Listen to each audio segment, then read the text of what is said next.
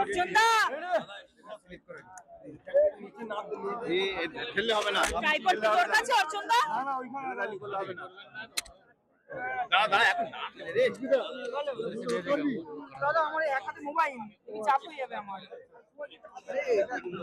দাদা আরেকটা পারেনটা নিচে নিচে নিচে নিচে হ্যাঁ ক্যামেরাটা ভাঙবে।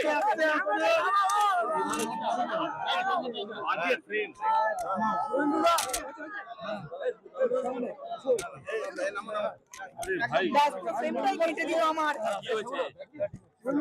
মুখ্যমন্ত্রীর তরফে চিঠি দেওয়া হলো, মুখ্যমন্ত্রীর চিঠি দেওয়া হলো, এসআইআর বন্ধ হচ্ছে। গণেশ কুমারকে ফের চিঠি দিলেন। আমি একটা এক্সেন্ডেলে দিয়েছি, দেখবেন মুখ্যমন্ত্রী রাজীব সিনহা নামক একজন ব্যক্তি বা একজন দুর্নীতিগ্রস্ত আইএস কে দিয়ে যেভাবে রাজ্য নির্বাচন কমিশন পরিচালনা করে পঞ্চায়েত পুরসভা ভোটে লুট করেছিলেন, উনি ভাবছেন যে নির্বাচন কমিশনটা সেই রকম। অতএব উনার এই ধরনের কথাবার্তার কোনো মূল্য নেই। উনি ক্ষমতা হারানোর ভয়ে আর যে ছবি আসছে পিলপিল করে বাংলাদেশি অবৈধ অনুপ্রবেশকারীরা পশ্চিমবঙ্গ ছাড়ছেন, আর বিএসএফ বর্ডার খুলে দিয়েছে, আর বাংলাদেশের বিজিবিও বাংলাদেশি লোকেদেরকে গ্রহণ করে নিচ্ছে। এই দৃশ্য দেখার পরে মমতা বন্দ্যোপাধ্যায় মূলত মৃত voter, fake voter, double triple entry, অবৈধ ভোটার এবং বিশেষ করে বাংলাদেশি অনুপ্রবেশকারী রোহিঙ্গাদের সমর্থনে ক্ষমতায় আছেন বলে ক্ষমতা হারানোর ভয়ে এসব চিঠি লিখছেন। এর কোনো বাস্তবতা নেই, এর কোনো যৌক্তিকতা নেই। আজকে শহরে রাস্তায় দেখা যাচ্ছে যে পার্শ্ব শিক্ষক এসএসসি ডিএলএড প্রত্যেকে রাস্তায় নেমেছে সরকারের বিরোধিতা করে বা এসএসসি বিরোধিতা করে। অত্যন্ত যুক্তিসঙ্গত আন্দোলন তীব্র করতে হবে। মমতা বন্দ্যোপাধ্যায় আর বেশি দিন ক্ষমতায় নেই, এই সময়ে আন্দোলন তীব্র করতে হবে এবং এর একমাত্র সমাধান হচ্ছে তৃণমূল কংগ্রেসকে আগামী নির্বাচনে পরাস্ত করা, নো ভোট টু মমতা, এই আওয়াজ সর্বত্র তুলতে হবে। আমরা নিশ্চিতভাবে চাইবো, যেহেতু পশ্চিমবঙ্গে কংগ্রেসের রাজত্ব, সিপিএম এর রাজত্ব, তৃণমূলের রাজত্ব মানুষ দেখেছেন, বিজেপির রাজত্ব মানুষ দেখেননি।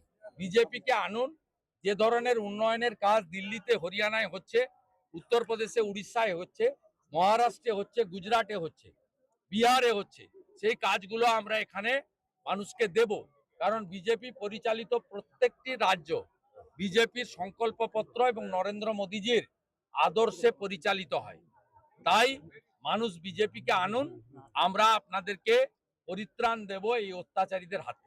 বিএলওরা বলছে যে তাদের উপর কাজের চাপ দেওয়া যাচ্ছে না, আবার বিএলওরা বলছে বিএলওদের উপর এই যে কাজের চাপ বাড়াচ্ছে। কোন বিএলও বলছে? একটা মিছিল কলকাতায় করেছিল পিছন থেকে, তৃণমূল থেকে, সেই মিছিলে অনেক চ্যানেলই বিএলও খুঁজে পাইনি। এগুলো কেউ বিএলও নেই, বিএলও মিছিলে ছিলেন। মিছিল থেকে জয় বাংলা স্লোগান হচ্ছিল। ওটা তো বললাম, ও তো তাদেরকে সাপ্লাই করেছে অবৈধ বাংলাদেশি অনুপ্রবেশকারী, তারা তাদের পাঠিয়ে মিছিল হয়েছে। কালকে যেমন মমতা ব্যানার্জি বনগাঁতে মিছিল করবেন, তিনি মূলত অবৈধ অনুপ্রবেশকারীদের জড়ো করবেন, আর আমি সাঁইথিয়াতে মিছিল করব রাষ্ট্রবাদী দেশপ্রেমিকদের সাথে। হাওড়াতে দেখা যাচ্ছে যে একজন ভোটারের নাম পাওয়া গেছে, যার নাম বাংলাদেশের ভোটার তালিকাতেও রয়েছে, এখানকার ভোটার তালিকাও রয়েছে। এটা একজন দেখে কি হবে? আপনি যদি আজকে স্বরূপনগরের বর্ডারের চিত্র দেখেন, তাহলে দেখতে পাবেন কি অবস্থা করে রেখেছিল। এই এলাকাতেও গোসাবা 14টা দ্বীপ নিয়ে, একটা দ্বীপে বিএসএফ আছে, 13টা দ্বীপে আপনার মৎস্যজীবী সেজে হাজারে হাজারে অবৈধ অনুপ্রবেশকারী দিয়ে এখানে যারা 24 পরগনা তো অবিভক্ত ছিল, পরে উত্তর আর দক্ষিণ হয়েছে, যারা অরিজিনাল লোক আজকে সর্দার প্রামাণিক, এই যে যারা মূলত বা অন্যান্য যে সম্প্রদায় এবং তার সঙ্গে নিশ্চয়ই রাষ্ট্রবাদী ভারতীয় মুসলিম, এদের যে প্রকৃত যারা নাগরিক, তারা তো আজকে কার্যত শেষ হয়ে গেছে, লুম্পেনদের হাতে চলে গেছে। স্বাভাবিকভাবে এদেরকে বাঁচানোর জন্য মমতা ব্যানার্জির লড়াই, এ লড়াই সাংবিধানিক লড়াই নয়, সংবিধানকে চ্যালেঞ্জ করে লড়াই। মুখ্যমন্ত্রী চিঠি দিয়েছেন, সেখানে তিনি বলছেন যে বেসরকারি ডাটা এন্ট্রি অপারেটরকে কাজে লাগানো যাবে না। কেন এই প্রশ্ন তুলে তিনি ফের চিঠি দিয়েছেন? কেন? তারা কি সরকারি লোক নেই? আপনার বিএসকে তে যাদের ঢুকিয়েছে বাংলা সহায়তা কেন্দ্র, সব তৃণমূলের ক্যাডার, ওয়েবেলের মাধ্যমে থার্ড পার্টি, তার কোনো রেসপন্সিবিলিটি নেই। ভোটার তালিকায় নাম, এই যে আজকে কাকদ্বীপে ধরা পড়লো ডাটা এন্ট্রি অপারেটর, হাইকোর্ট থেকে বেল নিয়েছে, এফআইআর হয়েছে। কাকদ্বীপের এসডিও ডাইরেক্ট ইনভলভ এতে, এবং কাকদ্বীপে আপনারাই দেখিয়েছেন, আপনাদের চ্যানেল 30,000 টাকা করে নিয়ে তাদের আধার কার্ড এবং এপিক কার্ড করে দেওয়া হয়েছে। সেই আপনার লিংক এবং ওটিপি এদের হাতে দেওয়া উচিত নয়, কারণ এরা সরকারি কর্মচারী নয়, এদের কোনো অ্যাকাউন্টেবিলিটি নেই। ওদের মমতা বন্দ্যোপাধ্যায় যে কথাটা বলছেন, ক্ষমতা হারানোর ভয়ে বলছেন, এবং এর সঙ্গে বাস্তবের কোনো মিল নেই। অযোধ্যাতে প্রধানমন্ত্রী যাচ্ছেন, ধ্বজ সেখানে তোলা হবে। স্বাভাবিকভাবে সামনে বিধানসভা নির্বাচনী রাজ্যে হিন্দু ভোটে কি ডিভিডেন্ড আপনারা পাবেন বলে মনে করছেন? দেখুন, আমরা প্রত্যেকটা মানুষের সমর্থন চাই। আজকের মিটিংয়েও প্রথম সারিতে রেবেকা মোল্লা ছিল। আমরা প্রত্যেকটা মানুষের সমর্থন চাই, কিন্তু মুসলিমদের ভোট আমরা বড় অংশে পাই না, কারণ তাদেরকে ইমাম মুয়াজ্জিমদের দিয়ে তাদের নির্বাচনের আগে তৃণমূল কংগ্রেস ধর্মীয় লাইনে প্রচার করে। আমরা উন্নয়নের কথা বলি আর তারা ধর্মীয় লাইনে প্রচার করে। আমরা তাদের ভোট চাই না, এ কথা আমি অন্তত কোনোদিন বলিনি। আমি বলেছি পাই না। আমি সেই কারণে বারে বারে বলি, নন্দীগ্রামে আমি হিন্দুদের ভোটে এমএলএ হয়েছি। ৬৪,০০০ মুসলমান ছিল, 400 আমাকে দিয়েছে, আর মীনাক্ষী মুখার্জি দাঁড়িয়েছিল সিপিএম এর, তাকে 1200 দিয়েছে। বাকি সব ভোট মমতা ব্যানার্জিকে দিয়েছে। এবারে তারা যদি তাদের ঘুম ভাঙে, তারা যদি বিজেপিকে ভোট দেয়, সমস্যা নেই। মোদিজির কোনো একটা কর্মসূচি হিন্দুর জন্য, মুসলিমের জন্য নয়, সব ভারতবাসীর জন্য। এটা আমাদের খুব স্ট্যান্ড ক্লিয়ার। এবং এদেরকে বোমা বাঁধাচ্ছে, বোমা ছড়াচ্ছে, মারছে, জেল খাটাচ্ছে, এদেরকে ব্যবহার করছে। এর আগে যখন আমি কালী পুজোর উদ্বোধনে এসেছি, আমাকে 6 জায়গায় যারা বাধা দিয়েছে, তারা মূলত এদেরকে এই লেঠেলের কাজে, গুন্ডামির কাজে ব্যবহার করেছে। এরা যেদিন ভালো বুঝতে পারবে আলাদা কথা। আর হিন্দুদের ঐক্যবদ্ধ হতে এই কারণে বলছি, কারণ হিন্দুরা ধর্মাচরণের ক্ষেত্রে পশ্চিমবঙ্গে পুলিশ এবং মমতা ব্যানার্জির দ্বারা বাধা প্রাপ্ত হচ্ছে।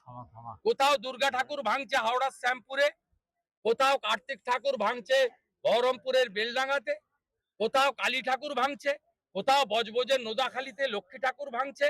রিসেন্ট এখানে কালী ঠাকুরকে প্রিজন ভ্যানে তুলেছে, কোনো মুসলিম তুলেনি, মমতার পুলিশ তুলেছে। সরস্বতী পুজো করার জন্য যোগমায়া দেবী কলেজের ছাত্রীকে হাইকোর্টে যেতে হয়েছে। কেন এই জিনিস হবে? আমার ধর্ম পালনে বাধা কেন দেবে? হিন্দুদের ধর্ম পালনের ক্ষেত্রে থানায় বড় বড় কন্ডিশন লেখা হয়, ডিজে বাজাবেন না, বাজনা বাজাবেন না, অমুক করবেন না, তমুক তারিখের মধ্যে বিসর্জন দিতে হবে, রাত্রে মূর্তি পাহারা দিতে হবে, সিসিটিভি লাগাতে হবে। এত শর্ত হিন্দুদের উপর চাপান কেন? মমতা ব্যানার্জিকে উত্তর দিতে হবে।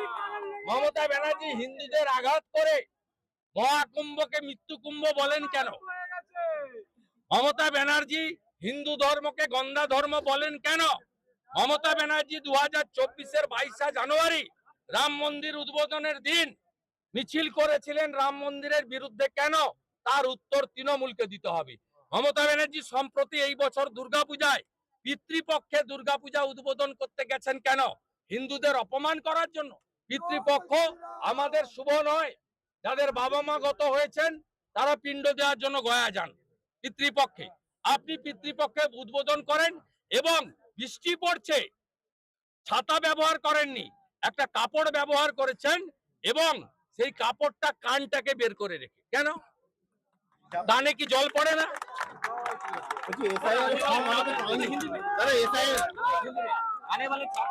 দাদা दादा এখন এসআইআর অনেক ফর্ম পাইনি बाबरी मस्जिद का उद्घाटन होने वाला है, क्या कहेंगे इसके बारे में? तृणमूल विधायक ने कहा है, हुमायूं कबीर ने। ये पश्चिम बंगाल में शांति विनष्ट करने के लिए कोशिश है। आपने रिलीजियस प्लेस कर सकता है, कोई दिक्कत नहीं, लेकिन नामकरण का बाद ये सीधा सीधा सुप्रीम कोर्ट को चैलेंज कर रहा है। ये issue resolve by the supreme court. Supreme court का ऑर्डर में वहां राम मंदिर का निर्माण हुआ है, कोई सरकार कोई पॉलिटिकल पार्टी नहीं किया। वो हंड्रेड्स ऑफ थाउजेंड्स ऑफ अपने रिलीजियस प्लेस कर सकता है, इसमें कोई दिक्कत नहीं। हिंदू मंदिर बनाएगा, मुस्लिम लोग मस्जिद करेगा, इसके कोई दिक्कत नहीं, लेकिन नामकरण का साथ यहाँ बंगाल का जो शांति, वो शांति को विनष्ट करने का कोशिश है। তৃণমূলের সমর্থকরা কলকাতায় ইলেকশন কমিশনের সামনে ধুমধুমার কাণ্ড করে, এর পিছনে কি তাহলে তৃণমূলের হাত আছে? পুরো মমতা ব্যানার্জি নিজের উস্কানি। অভিষেকের ফেমাস হয় 2 আবার কি বলবেন? অভিষেকের ফেমাস হয় 2 কি বলবেন? এক্সপায়ারি ওষুধ, জাল ওষুধ, ওর কোনো মূল্য নেই। বলছি এসআইআর ফর্ম এখনো অনেকে পায়নি, ভোটার লিস্টে নাম আছে।